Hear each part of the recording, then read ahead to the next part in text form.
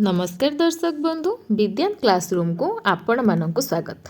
आज वीडियो रे आमे महाशिवरात्रि उपरे 10 धाड़ीर रचना लिखिबा। तो चलंतु आरंभ करिबा। महाशिवरात्रि हेउछि हिंदू मानकर एक प्रमुख और पवित्र पर्व। एहा प्रति वर्ष फाल्गुन मास कृष्ण पक्ष चतुर्दशी तिथि रे पालन करा जाय। एही दिन भगवान शिव एवं माता पार्वतींकर विवाह होइथिला बोली विश्वास करा जाय।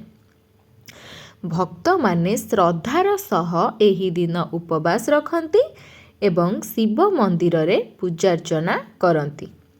शिवरात्रि दिन शिवलिंग रे जल क्षीर बेलपत्र एवं भांग अर्पण करा जाय। भक्त माने दिन सारा उपवास करी राति रे मंदिर रे जागर जाळंती। तेणु एहाकू जागर मेला बोली मध्य कुहा जाय। ओडिशार भुवनेश्वर स्थित प्रसिद्ध लिंगराज मंदिर रे एही पर्व अति धूमधाम रे पालित हुए। अंधकार उपरे आलोकर एवं अधर्म उपरे धर्मर विजयर प्रतीक भावे एही दिवस को पालन करा जाय।